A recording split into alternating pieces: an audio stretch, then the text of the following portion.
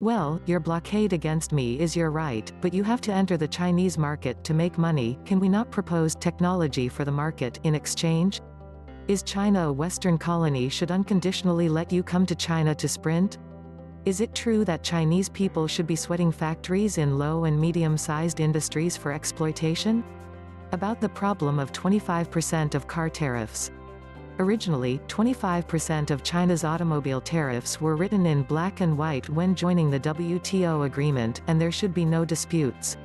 But the United States wants to hooligans, and it is unfair to take a 2% tariff on this auto industry. The automotive industry is a good industry in the United States. Can we not develop our own car industry? Without this 25% tariff, will the foreign capital of the US, Japan and Germany be honestly set up in China? Will there be the development of independent industries such as BYD, Geely and Changan? The automotive industry and related supporting industries can solve the employment of tens of millions of people every year. Similarly, when encountering China's advantageous industries, such as Huawei, why does the US directly ban Huawei from entering the US market? 25% of car tariffs can barely be said to be trade barriers. No entry, you are directly closing the door. Is this public unfair? Let me say a few more words here. Some well-known domestic inciting small cleansing pictures depict a beautiful picture. If China loses its trade war with the United States, it will remove tariff barriers. This will let the people live a good life. The people will enjoy cheaper prices to enjoy financial services in developed countries, cheaper prices to buy foreign goods. Nima, is foreign capital a philanthropist? Do you try to remove China's tariff barriers in order to benefit the Chinese people? If we say that China's foreign investment after the reduction of tariffs may be cheaper than domestic goods, it's definitely not that the foreign investors are Jesus saints. They only have one purpose. They use the low price to kill the domestic independent industry, and then you are welcome to cut your wool. There are too many such examples, such as the story of the previous soybeans, such as the Fuji film in the 1990s, which sold more than 100 in Russia and only 30 in China. Why?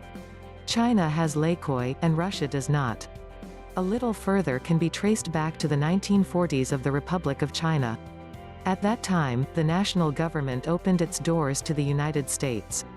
American goods such as mercury and lagoons, and the national industry collapsed. The cheap and easy to use American goods eventually became valuable products for the people, and the people were poor and poor. Finance is on the verge of collapse in less than a year. What is closer is that today's Africa, without its own industry to guard the rich resources, can only be cut off by the foreign capital. Without an independent industry, you are the meat on the foreign board. China's tariff barriers are fundamentally to protect China's independent industries, and protect your rice bowl from being lost by the impact of foreign investment. So much, or return to the theme. The differences between the US and China are ostensibly trade issues, economic issues, and essentially important differences or issues related to China's core strategic security. We cannot make concessions on these core interests. In this way, China has repeatedly called for negotiations, hoping to use the negotiations to resolve the differences between the two sides. As long as it does not touch China's core interests, the economy may suffer from a bit of loss. However, the United States simply does not give us the opportunity to negotiate, and directly grabs the head of China. Signing the Taiwan Tourism Law. The 2/3 warships of the global navy were assembled in the South China Sea. Launched a 301 investigation into China and announced a tax increase on China's 50 billion imported goods.